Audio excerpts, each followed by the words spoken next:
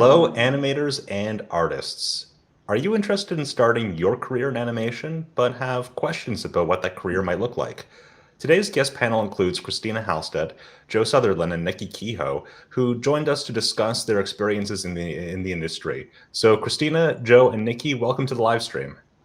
Hi. Thank you. Hey. Hi. All right. Let's start with introductions. So let's start with Niki. What is your current or most recent role in animation, and what does that work? How does that work fit into a production pipeline? I'm currently assistant director and scene prep supervisor on a collaboration between Dog Ears in Derry in Northern Ireland and Cartoon Saloon in Kilkenny. My role as assistant director, I predominantly work with kind of everything pre-animation, so making sure that everything that gets as far as scene prep right before it gets to animation is correct. So, edit, making sure all the subclips are the most recent ones, layouts, making sure that we have all the most recent ones, that the continuity is great, there's nothing missing, there's no issues there. We have a posing department who do kind of key poses for animation. So scene prep actually takes that and puts it into the files already for animation. So collaborate with them very closely. Obviously rigging, it's a rigged show, so making sure we have all the right assets, the most recent versions, making sure there's no technical issues because it's across 2 studios. There's a huge amounts of data being transferred back and forth. Because I come from a Toon Boom background for the last number of years, I'm quite heavily involved with the technical director to make sure that all of those issues are resolved before they get to animation, or as much as possible. And then, of course, I work with animation, so anything that they flag that they need or that they don't have, we'll work really closely together to try and, streamline the pipeline and make sure that everything's as good as possible for them. So that's it currently. All right. So you mentioned that you work with a technical director. Christina, I wanted to ask you, um, how would you describe your current role in animation, and what does that work? How does that work fit into a production pipeline? So I'm a post-production technical supervisor, technical director, I should say, not supervisor. And my job is to go over the retakes and comp after the shows come back from overseas. I'm currently on a show called Big City Greens on Disney Channel and Disney Plus. And my job is basically, once the scenes come back, our retake directors, our directors, our editors take a look at the shots that come in. If they have any timing changes, lip sync changes, background, any kind of basically timing or any kind of visual, it's my job to go in and fix that. That might be reanimating an entire character. That might just be resyncing the lips. It could be swapping out background panels. It could be going into Photoshop and repainting them myself if it's not too heavy work. My job is also to organize the files. This is a Disney-specific thing where I take the files, I organize them. I also comp together the final show, taking the audio and the visuals, putting them together for the final render, and then getting those ready for the channel. So it's kind of like the extra layer of polish on top of a production. Yep, we are the when they say fix it in post, that's the technical director. That's us. It's our deal now. Amazing.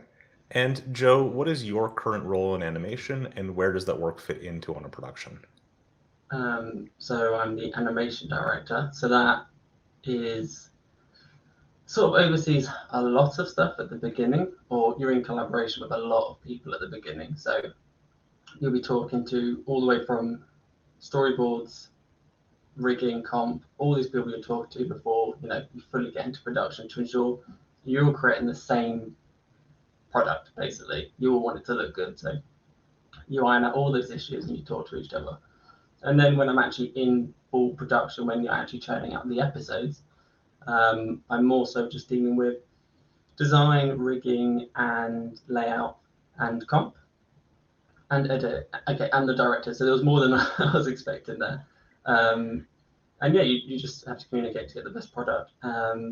I have to write the briefs for the episodes, or do the drawings for the episodes. So this usually goes alongside the animatic.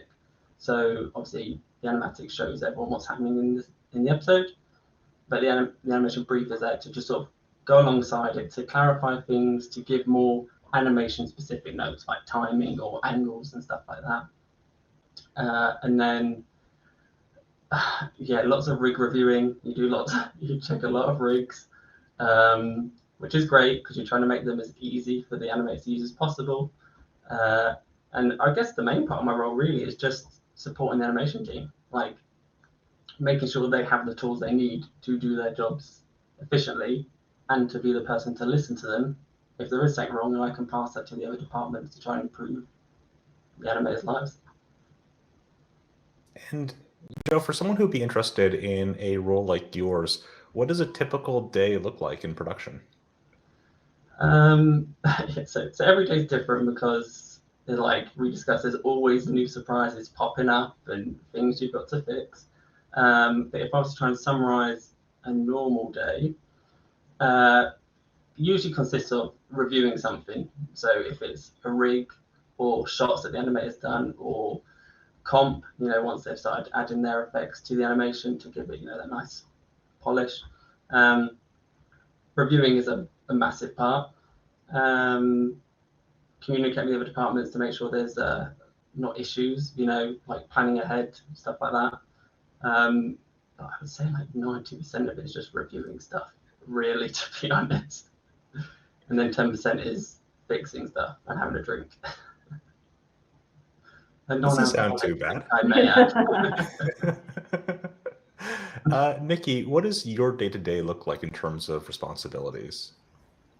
Mine is actually quite similar to Joe's in a lot of ways. A lot of reviewing. Like I said, I am scene prep supervisor as well, so I am the one who does the briefs as well. I'm working with the director to make sure that I know exactly what he wants and that I'm articulating that to the departments that I outlined earlier. So just a lot of communication with the different departments. There's, as the series goes on, assets get updated, layouts get updated. There might be changes to the animatic, stuff like that. So I'm constantly making sure that we have all of the right stuff, and then making sure my team has it, the scene prep team, and when they have what they need, I'm reviewing as well. So it's whether that's scene prep work or whether it's the work that's coming in from the other departments to us. And then, yes, as Joe said, lots of problem solving, whether that's technical stuff, whether it's with the rigs in harmony or color palettes or transferring, or scene prep issues, obviously. So we're working on quite a it's high end, and there's a lot of cinematography in it, and the cameras are very complex, so that brings a lot of challenges in. So we'd have to troubleshoot quite a lot. We use Z-depth quite a lot to get nice multiplaning and things like that. So these are all challenges. These throw up challenges for either my department or other departments like animation and effects, or how to comp replicate what we've done, or if we have something particularly complex, then we want to troubleshoot with them in advance and make sure that what we do in scene prep, which is quite pre-comp on the show I'm working on currently, that they can replicate that easily. So like Joe, it's just communicating with all those departments to make sure everybody's on the same page. But where Joe is at animation, I'm just at those sections before that mostly. Yeah, and you also mentioned too that you work with camera movements and 2D assets and 3D assets and Z-depth, and whenever you have like Z-depth and 2D assets and 3D assets, things can get really interesting really quickly. They do. It was really interesting journey to get to having a streamlined pipeline for this show.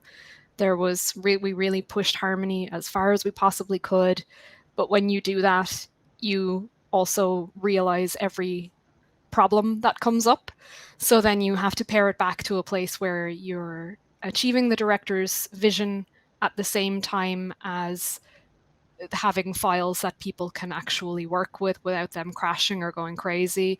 One of the main issues that we had in terms of using lots of Z-depth and multiplaning was when we had those layers of separation, it was really hard for effects to put their effects animation between all of those layers, which is something that we hadn't really thought of because our effects supervisor came on obviously later than some of the other supervisors. So we already had a pipeline in place and we're like, okay, we'll try this. And then we had to revisit our pipeline and go again and keep refining it. We've just been refining it for, I think it was kind of 7 episodes before we were like, okay, I think we finally got it this time. But it looks great, so we can't be too sorry about the journey. I know we really like it when studios push the envelope and give us lots of support calls, because that's when our software improves. Well, our technical director is based in Cartoon Saloon, and I believe he has monthly calls with Toon Boom, so set in calendared monthly ones. So, and we've had multiple calls about how we can have file transferring work better, and how we can. Mariev did some scripting for us and in pushing the Z depth more, but also trying to keep it kind of uniform. Like, could we standardize it across the show a little bit and stuff like that? So yeah, we were out with the begging bowl at the start, being like, please help us make this easier. I really like that we got a good sample of the challenges that you experience day to day. Christina, what do your day-to-day responsibilities look like, and what does an average day look like for you on production? An average day, we can sometimes work rather autonomously, especially if it depends on the show. It depends on how difficult the show is. My show is a hand-drawn traditional show. It's done on paper, then scanned in, and then painted digitally, comped digitally, and then sent back to us. So the problems that we get usually for that are palettes that have come back incorrectly, perhaps a background that doesn't look quite right. The lip sync is wrong, the timing has been changed at some point or another, but someone didn't get the memo, so the animation needs to be retimed. These changes could come from the showrunners, where they decide they want to change something, but it's already been back.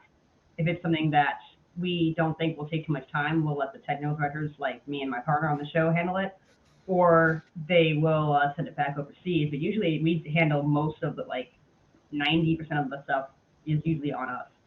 And like I said, that includes maybe the backgrounds just need a color shift. Sometimes I'll send that back to my art director, or sometimes I'll handle it myself, depending on what it is. If it's specific to the color style, I'll send it back to her. But if it's something like removing, this element doesn't need to be here, I'll go in Photoshop and remove that, or I'll block it out in Harmony using a mask or anything like that. That depending on where it is and how it's interacting with the characters, I can use a multitude of different tools to make that go away. It's also comping.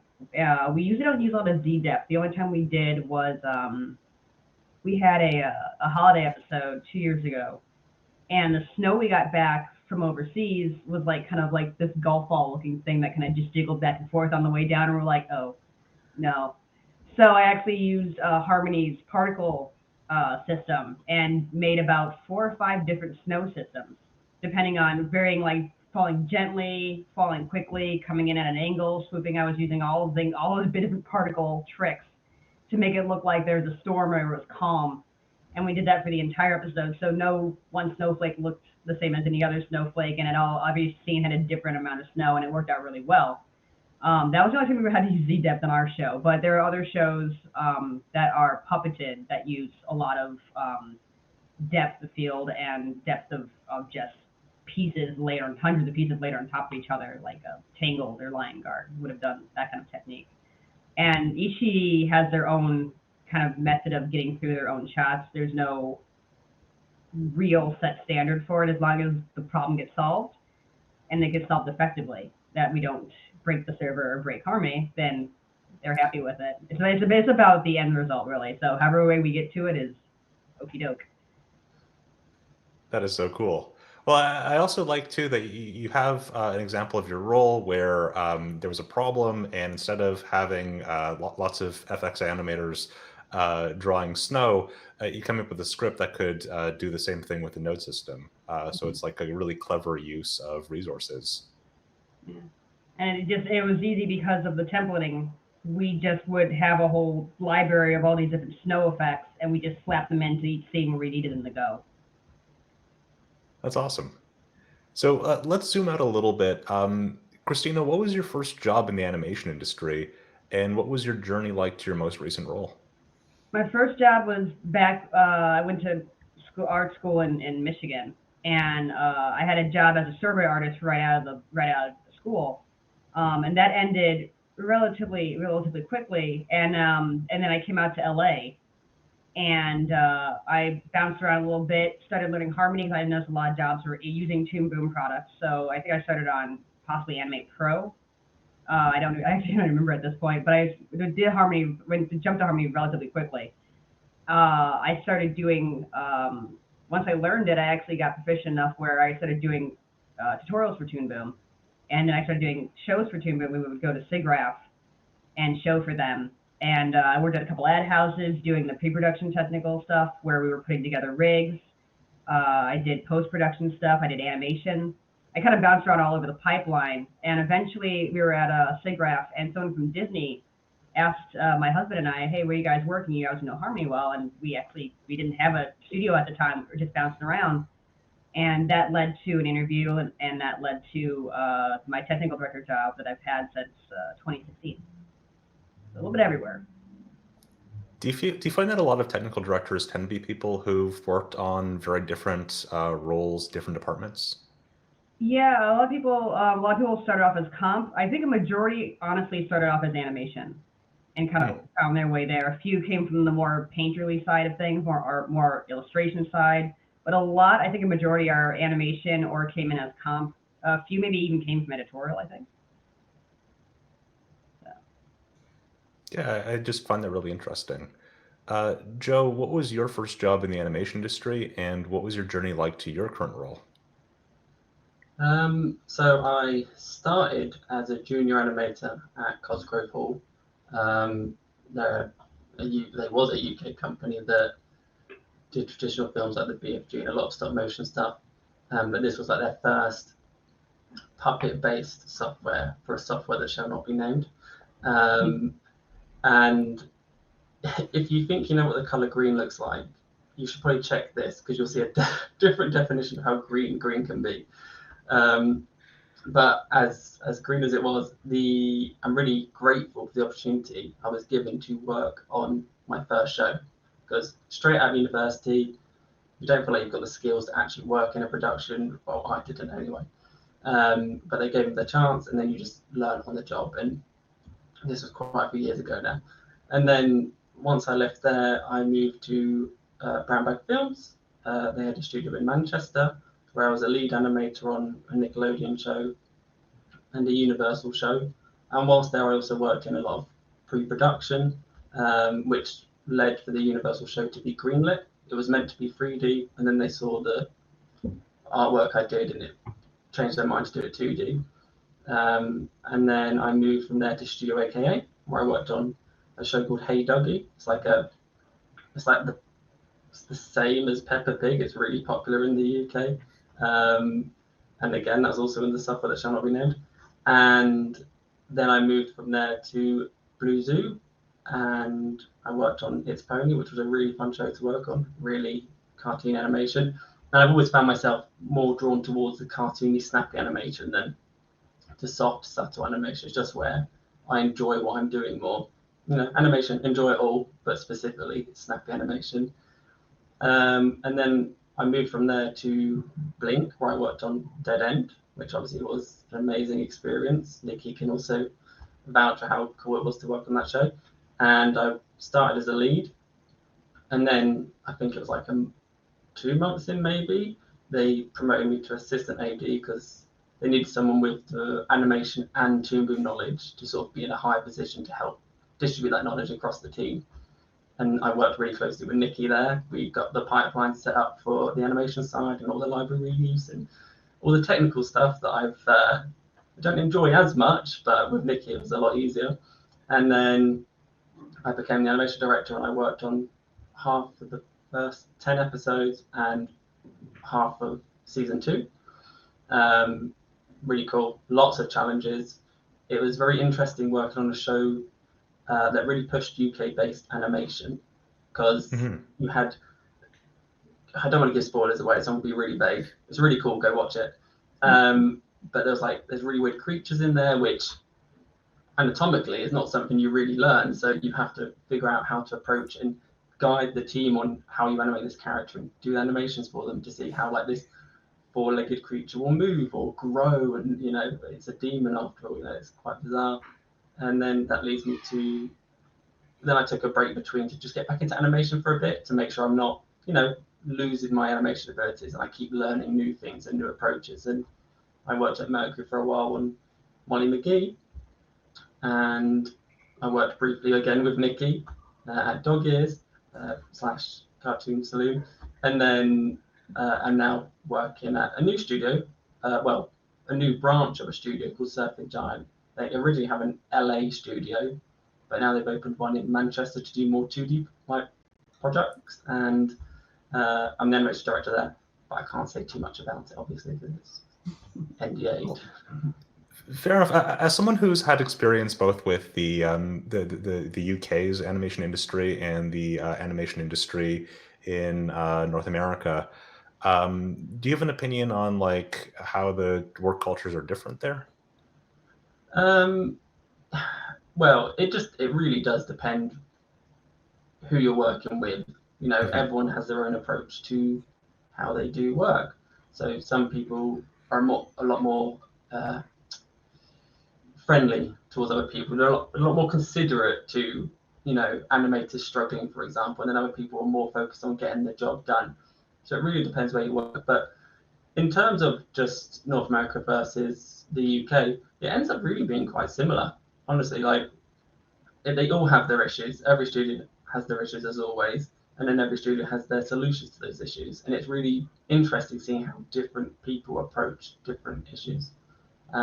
But the one difference I would say is the UK-based animation focuses more on preschool, simpler, softer kind of animation, and that's what I always felt I wanted to get out of. I wanted to push snappy animation, and obviously North America has amazing shows like Molly McGee, and where it's really cartoony and snappy. So I tried to try my hand there and tried to bring what I learned to the projects I'm on in the UK to try and push UK animation out, to push it out of its box, basically.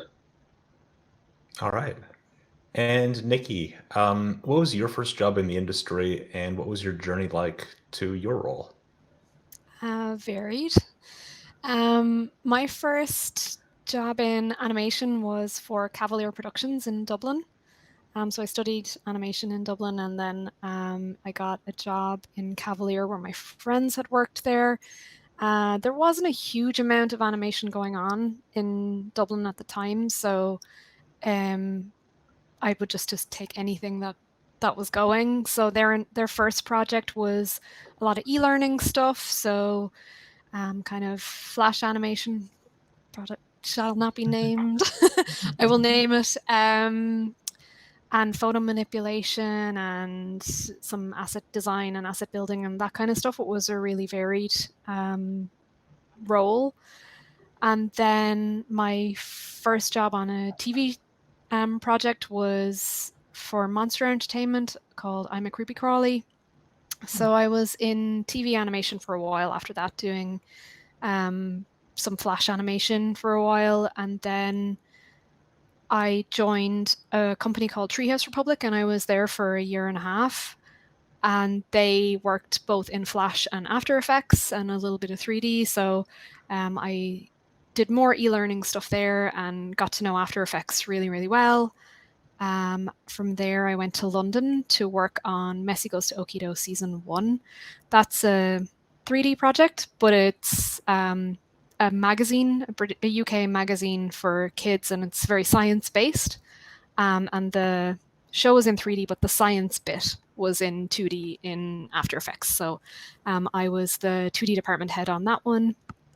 And that was everything from asset design to building to rigging to animation, basic comp. We put 3D animation into their exports into After Effects and sent those out to the client.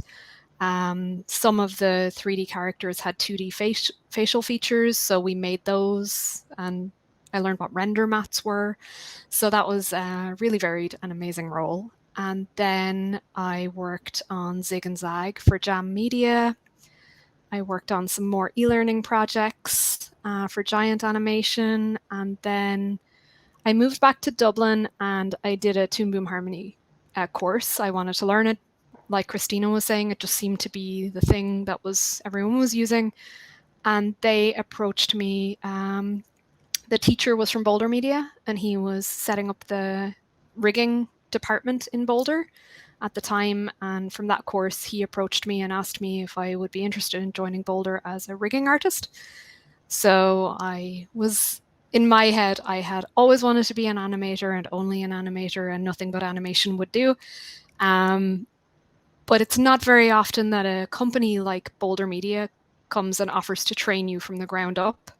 So it seemed like a really amazing opportunity. So I wasn't really able to say no to that. It was pretty exciting to try something different. So we both said that we'd give it a trial for 6 months, and if I hated it, they'd look to maybe give me an animation role. But if I loved it, great. And as it turned out, I loved it. So I was there for 2.5 years. I worked on Rescue Bots, Littlest Pet Shop, Wonderful Wizard of Oz. And then I got the opportunity to move back to London, and I worked on It's Pony with Joe. That's where we met for the first time. So that was an amazing project to work on. It was really, really fun. And then my producer from Messi Goes to Okido approached me and asked if I would be interested in being the technical director on their new project, Dead End. So that was also with Joe.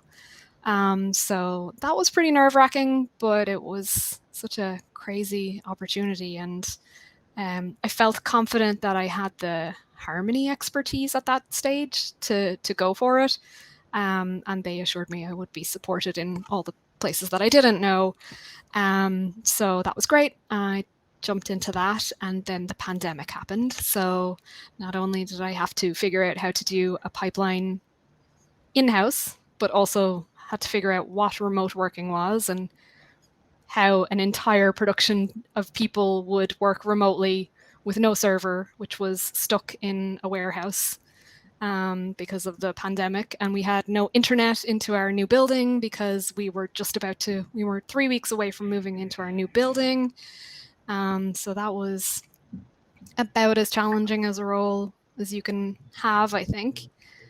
And then I was approached and offered a role as assistant director on this Dog Ears and Cartoon Saloon collaboration, which is unannounced at the moment, but I'm really hopeful that in the summer we'll be able to talk about it. And it's not every day that you get to work on a Dog Ears and Cartoon Saloon collaboration. So of course I had to jump at that opportunity, and that's where I am now.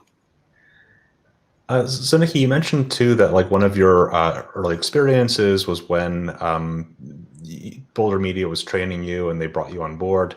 Do you find that it's common for studios to invest in animation talent and provide training on the job? I think yes, definitely. I would think that, but I would say that if you get in the door of a studio, so for example, I am scene prep supervisor, which is entry-level role. So I expect to have to do substantial amounts of training. And because scene prep is generally an entry-level role, it means that the artists who I bring on board have ambitions for something else. So I want to help them in whatever they want to do next. So that's part of my interview question is, what are the things that you would like to try? They don't have to have a straight answer, but if they know one of my team wants to do rigging and try rigging. So I was like, great, we can, once things are less crazy and you've got a bit more time, we'll try and link you up with a rigger, and maybe you can have some like a buddy that you can kind of ask questions. And then another one wants to be a comp artist. So we're able to link that person up with a comp artist on this show. And so they have this opportunity to grow. That's something that I like to do as a scene prep supervisor because I know it's entry level and I've seen other studios do that. If you come on as an animator and you're a really hard worker and you have an enthusiasm for learning and you approach say you're a character animator. I'm a character animator. I come to Joe and I say, Joe, I really want to be an effects animator, but I just need a chance. If I'm that kind of person who my supervisor has faith in me and knows that I will really try, and I'm asking because this is something I really want to do, and I'm going to put my energy into it, and I'm going to be really grateful for the opportunity. Studios react really well to that, in my experience, if they can accommodate it at all. If the deadlines allow and time allows, I really think studios want to help people move around, because in college as well, I think a lot of people focus on animation, and the colleges themselves focus on animation. Colleges are not focusing on rigging, and they're not necessarily focusing on comp. So if somebody expresses an interest in those areas within a studio, and the studio is looking for somebody to build up that team, then it's in everybody's best interest to try and support that person. So I think if you're in a company that is a nurturing environment, and they can accommodate it at all, that's the really big thing. I mean, deadlines are deadlines. But I do really think a lot of studios do want to help people. I've certainly found it in my experience. You know, when I went to Giant Animation, I went as on an e-learning project, and it was 2D, and it was Flash and After Effects and Photoshop and Illustrator. But in my interview, I asked, like, if I come on board and into your company, can I please do some 3D work? They're a 3D house. Their 3D work is amazing. And I had just done Animation Mentor. So that was a conversation that we had early on, and they were like, absolutely, no problem. So I got to do a little bit of animation on that. And I think as long as people are open and you're doing a good job in your current role, you're supporting the company, then I think they will support you back. Christina, do you have additional thoughts on learning on production? It's definitely important. Like Niki said, if there's time, then that's something that should definitely be explored by both the employee and the employer. For us, it's a little challenging, because for technical directors, we have only a few weeks per episode, per 11 minutes. So that doesn't, when there's a hiatus, there's time. But we are very crunched most of the time. Like, not always a crunch, but like just your time is short on any given 11 minutes. So you have to hustle a lot of the time. But the company itself, TVA, Disney TVA, they do have mentorships that happen where you can kind of follow around another role, editor or writer or art director. And they do signups for that, and they do like say, hey, if you're looking to explore, go ahead. And we've had technical directors move on to animation directors. We've had them go on to retake directors, and sometimes that was because they wanted to, and sometimes the role just kind of fell into their lap in a way that felt natural. Like they kept taking on this more and more of a role of, oh, I got this, I can take care of that, don't worry about that. And the show starts to evolve and rely on that person, because they've worked hard they want the show to succeed, and they found that they can do this efficiently. And sometimes they leave the TD role behind to do this other role, and that makes room for new TD artists to come in. So sometimes it just kind of evolves that way, which is nice. Joe, do you have anything to add in terms of learning on the job? Yeah, I agree with Christina and Niki's points. It's really beneficial for a studio to have people in-house that are doing their job well and show interest in other departments, because it's in the studio's best interest to have the talent stay. So if that talent can do many different things within the studio, it's only going to benefit the studio, but also make the talent happy. Like for myself, I got into animation, but I always had a passion for character design. So when the opportunities came about to do some pre-production or do pilots for shows or do the designs for a potential project, I always jumped for those because that's what I wanted to do. And then that was alongside whilst animating and hopefully hitting my quota every episode. So it's just finding that balance to show your passion for other stuff you want to do while still doing your day job, because the best place to learn is in a studio after university. Joe, we have a question from Tegan Ball, who is a university lecturer in Nottingham in the UK, who is teaching harmony for the first time to students. Do you have advice for someone who might be just learning the software for the first time or teaching it to new students? Yeah, well, this is very parallel to my life at the moment because I was just talking to a university yesterday about going into hopefully guest lecture for them to teach them a bit of animation whilst also using the software. So it's actually on my agenda to do. But to be honest, there is a lot to learn. I would say steer clear of the node view to begin with whilst you're learning Toon Boom. Focus on how to move a rig, how to move like a puppet, and how to get them not feeling floaty. Because people sometimes have really good experience moving rigs, but they just haven't got the animation principles there to give the character weight or proper life. So it's finding that nice balance. But for a starting point, I would say just get comfortable using a rig. And once you feel like you understand the deformers and how the pegs work and all those things, depending on how complex the rig is, then start moving it using just the timeline and pop your keys in between them, see what it looks like, and just keep editing it from there. It's really hard to teach animation like this, but I think that's a good starting point. Look at the tutorials online. If you know anyone within the industry who's using that software, reach out to them. Like if you're the lecturer, for example, asking the question. If you know anyone, that's your best resource, really. Yeah. Yeah, and you also mentioned the 12 principles of animation, right? Yes. Yeah. You.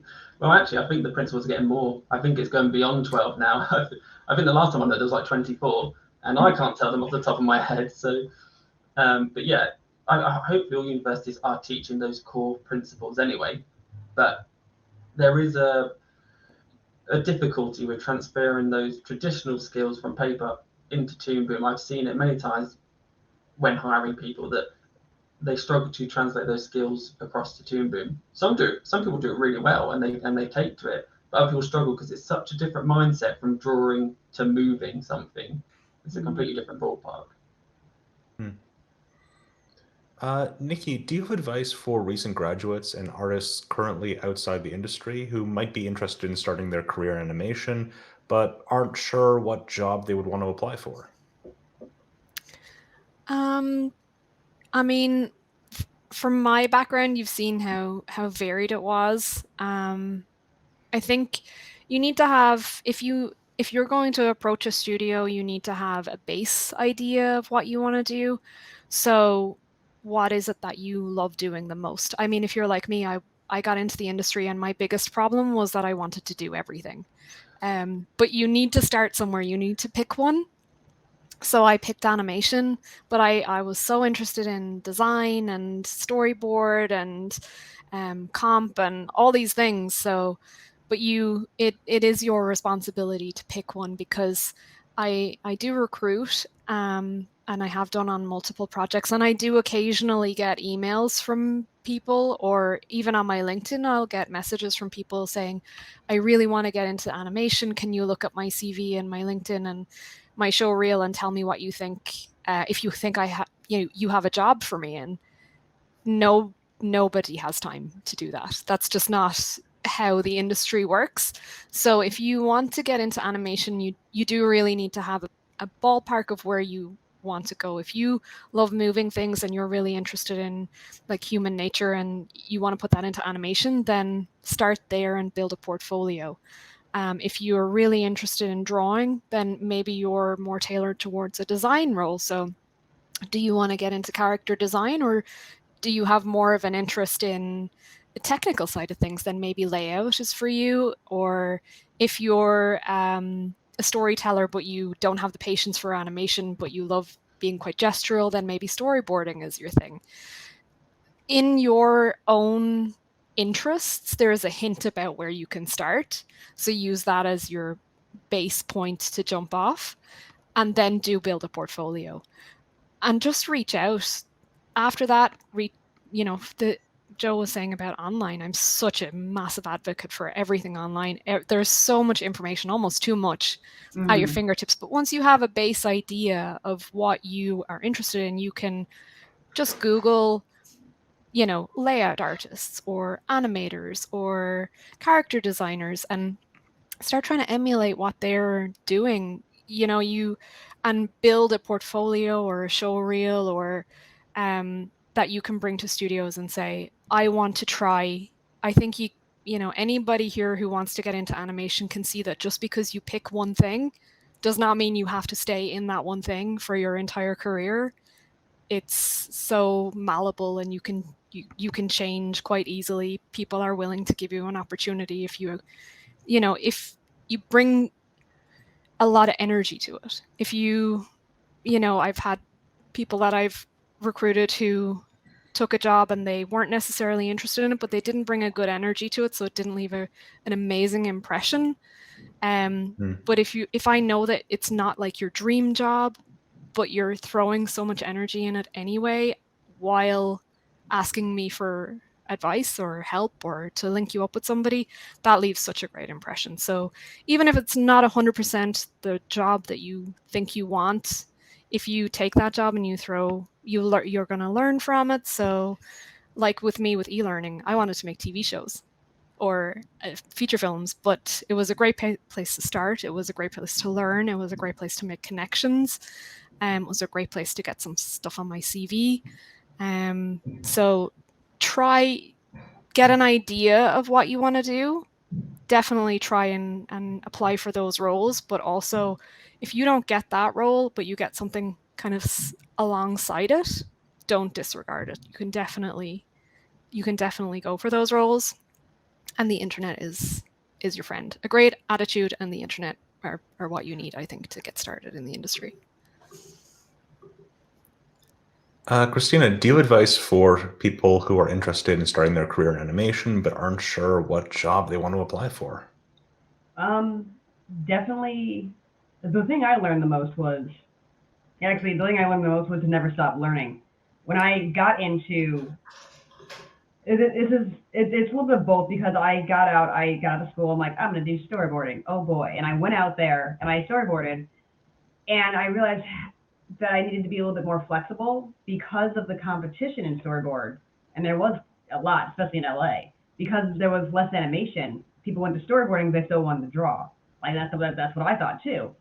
But I kept myself open to what opportunities were out there for kind of anything pipeline. But in the same way, when I saw a job, I geared what I was going to show them toward that job. Even if it wasn't exactly what I wanted to do, I still built what I had and pushed it in that direction. So that way they saw what I could provide for them for that specific role. So when it was an ad house that needed someone to build rigs for them, I only showed my rigging stuff. I didn't show my hand drawn. I didn't show any painted backgrounds or anything. I just showed them rigging stuff, and maybe a little bit toward the end, but the beginning of all the stuff I showed them was all what they were looking for. And that's really important, that you build that portfolio or that reel for that thing. When it came up that I had the interview with Disney, a couple nights before that, I gathered all the stuff I had done for all the rigging stuff I had done, put that together, even did a couple of went into OBS and showed me clicking around the rig. It wasn't even just the animation, it was me messing around in Harmony to show I understood the UI, understood the general how to build a rig, how to move a rig. And that was really helpful to them because they had a lot of rig shows at the time. I didn't end up going into a rig show, I ended up going into traditional. I've fallen back in love with hand-drawn animation again. I can still do a rig. I'll still do mixed media where it's rig and hand-drawn. But I gave myself the opportunity to keep learning by keeping myself open to what was out there. So I didn't just say straight and narrow and only that thing. I kept moving around. Just a little bit to the left, a little bit to the right, wiggle around. And it let me find new avenues and new ways to express myself creatively, both professionally and personally. Yeah, and I think that also shows an awareness too of who you're talking to. Like when you apply for a job at a studio that does cut out preschool stuff, you don't want to show all of your really cool anime key key animation action scenes because that might not be relevant to what they're looking for, right? You want to make sure that the material that you're bringing speaks to the role that people are hiring for. Yeah, sorry, I was just going to say I'm having that exact experience right now. I'm looking at applications every day and I'm getting people applying, showing you everything because they want to impress. So they just send you everything they've got. And especially when it's a link to a website that doesn't specifically send you to a show reel, they have to understand that the people reviewing don't have this much time to look. As much as they would love to look at all your designs and what you've done, they just don't have the time. So just send directly to what you want them to see, because It people only will turn helps, jobs right? down Like for just that. just being really clear, like this is who I am, this is what my skills are for this role that I'm applying to. Are you interested? It makes it just that 5% of like someone who decides to click like has all the information, doesn't need to click through, could be the difference between you getting the job and not getting the job. Yeah. Joe, do you have any additional advice for people who, especially students who are starting their careers in animation but aren't sure what job they want to apply for? Yeah, so university is the best place to try and figure out where your interests are. So, because at uni, you know, I didn't work just 9 and 6. I worked out of studio hours because you have all the energy. You're a student, you know, you're doing what you love. So I would say explore all the avenues. Your units at uni should probably be showing you all the different avenues you can go down, but maybe not like comp, like Niki said. But definitely explore everything and see what actually gets you like the most creatively, you know, excited about it. Because don't force yourself. Say, for example, if you're doing traditional animation and you just aren't enjoying it for some reason, then there's a whole other world of cutout animation, which to me is a very big staple of the industry now. It's one of the most efficient ways to get animation done, but also it looks amazing if done right. And I think if your university doesn't necessarily teach you Toon Boom animation, inquire about it if it's something you're interested in, or you know, explore those avenues outside of uni. Because as a recruiter, if you see a Toon Boom animation, if you're applying for that kind of job on your reel, that's got you a foot in already. Because okay, you know the software, you have a basic fundamental understanding of Toon Boom as a whole and animating in it, and that's a really good step in. But just explore all the avenues and see what you enjoy most. And Joe, do you have advice for industry artists who are already in a production but maybe want to switch to a different role? Yeah. We briefly covered this, I think, where if you have interest in another role, express that interest. You know, don't, if you just do it on your own time and don't tell anyone, no one will know that you're secretly drawing character designs whilst also comping as your day job. So let people know, and if the studio is nurturing enough, they should want to hear what you want to do, and maybe if they can't help you right there and then, it might be a next project that you can move you on to. So there's lots of avenues to try new things in a studio. Yeah. And Niki, I know you already covered this with some of your previous answers, but do you have more advice for industry artists who are interested in switching roles? Well, for me personally, I mean, I've done some quite substantial changes in my career. The probably biggest advice that I can give is turn off the imposter syndrome voice in your head, because we all have it and it's not helpful. If you have an interest in changing, then, like Joe said, if you're sitting at your desk and you are harboring these ambitions and you have this dream to, you know, if you're in comp and you really want to be in character animation, you have to be the one to vocalize that to your supervisor or your lead or even another animator within the animation team, let's say. So in the department that you want to go into, make connections. If you're not comfortable going to the lead or the supervisor, or depending on the scale of your company, maybe the owners of the studio, for smaller studios, that might be who you would go to.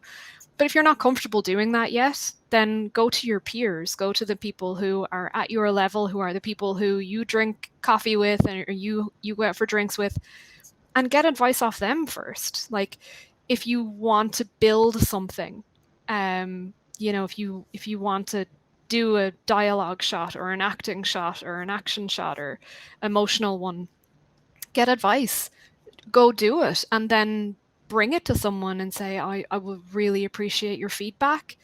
And start with baby steps. It doesn't have to be immediately going to the supervisor and saying, I really want to change. Maybe the production doesn't allow it, like Joe said. I mean, if you're lucky and you're in a nurturing studio and they can make time for that, then they will.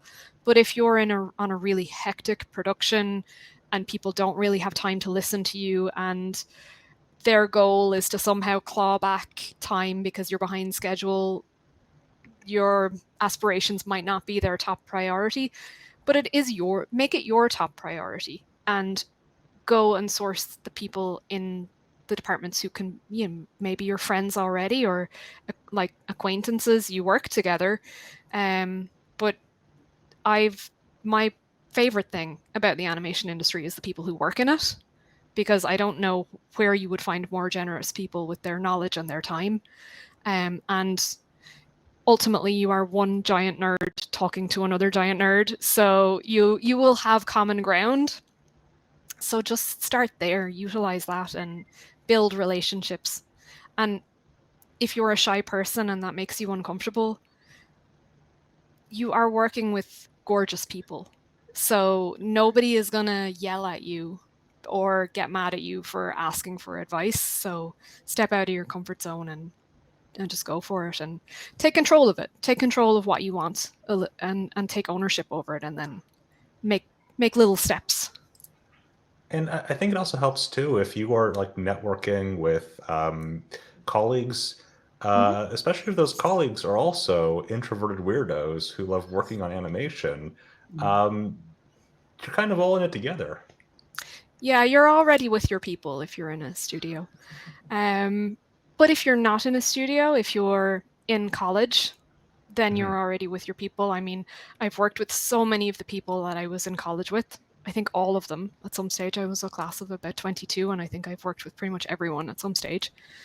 And if you're not in a studio, then hit online forums, go onto YouTube, I don't know what people are using now, but there's so many places for people to go. If you're still on Facebook, go there. If you're on Instagram, go there. If you've got your, if you're on ArtStation, go there. It's like, if you've got anything at all online, if you've got Discord now. I mean, I'm on the Toon Boom channels for Discord, and I love going on there.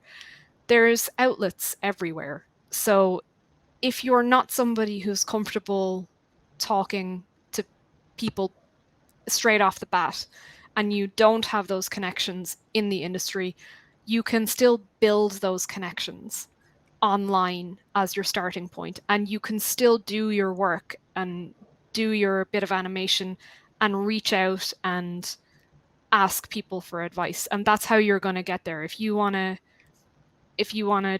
change, and you might be a freelancer at home and you're doing maybe motion graphics, but you want to get into character animation, so you don't necessarily have those networks, there's still ways to hunt those out on the internet quite easily, and get advice off people.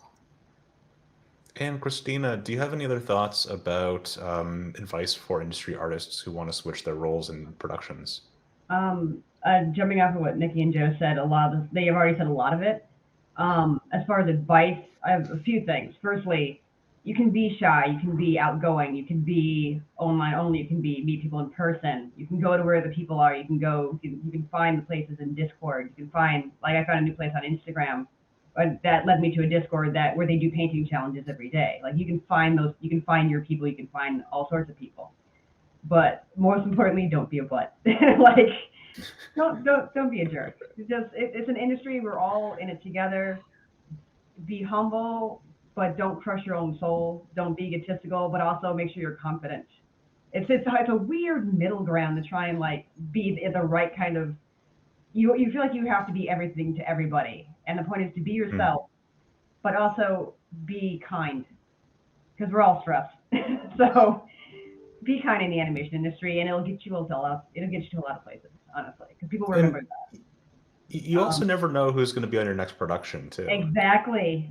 That was part of don't being a butt. You don't know who you're going to work with in the future, and they might remember you.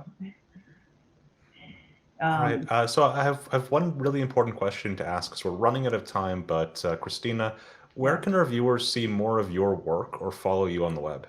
I don't. I used to stream on Twitch. I don't do that anymore, but I am on Instagram under Rusuquin.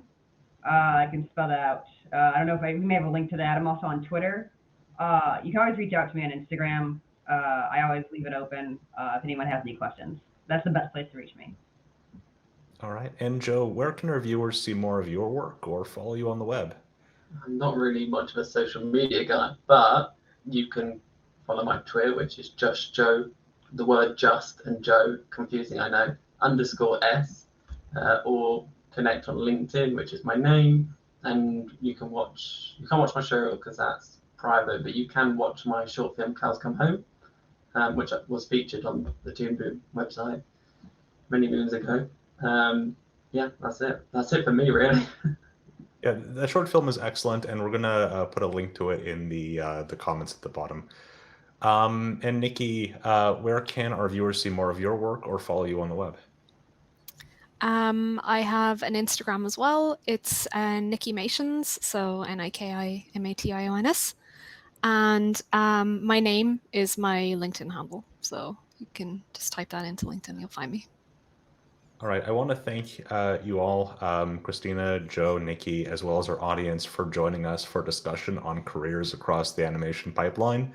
For anyone interested in starting a new role at a studio, I'd recommend exploring the courses at toonboom.com/training. We offer instructor-led courses on using Harmony for cutout animation, tradigital animation, compositing, and more. And if you're interested in more interviews about careers in animation, I personally recommend reading our interview with David B. Levy about his book, Your Career in Animation, which you can find at blog.toonboom.com. Thank you all again for joining us, and be sure to tune in next time.